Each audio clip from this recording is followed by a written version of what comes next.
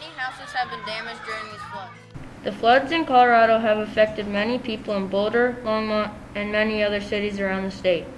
There has been $2 billion in property damage. This is one of the many homes that were damaged in the flood. Almost all of these houses have very expensive damage.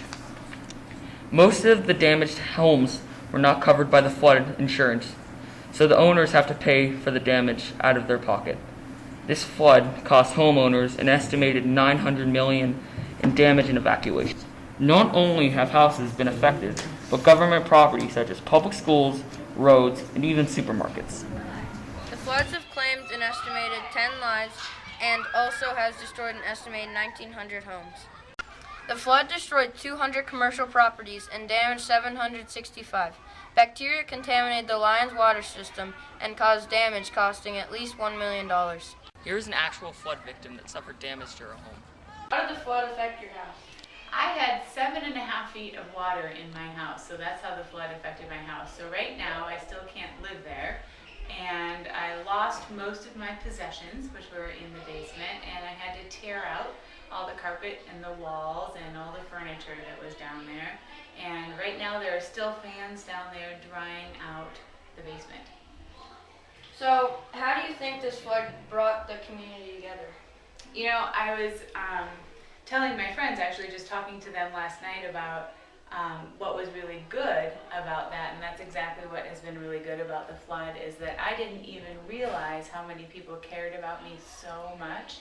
And the people that came to my house to help every single day for 6 days, I probably had at least 10 or 15 people at my house helping me, which I just thought was amazing. Even without asking, people came and showed up and did things. So even though it was really hard, and it's still really hard not to be able to live at home and stuff, the seeing who all my friends are and bringing everyone together was a positive that came out of it. How has this changed your perspective of how bad natural disasters are? Oh, that's a great question. Well, I think it's changed my perspective in a few ways. One is that nothing is insurmountable, I realized. So I think if someone had told you, what would you do if all of a sudden, your entire basement filled with water and you didn't have anywhere to live and you lost most of the things that you own, I would have said I would have been devastated. But honestly, I think something that I've learned is that when everyone really pulls together, when a natural disaster happens, that you can make it through and you can figure out how to keep going and how to make it work. But the force of water is amazing. And one of the first people that came over was Mrs. Morton, and she saw all of the windows shattered from the water and just how everything, things had floated up an entire floor that weighed, 500 pounds, the treadmill, and the water just carried it right up and everywhere. So I think it was pretty amazing just to think this little creek behind my house that I walk by all the time could become so ferocious so quickly without any warning. So it also has taught me that you always need to be prepared and ready to go. There were some things that I wasn't prepared for, like I had my fire hydrant in the basement.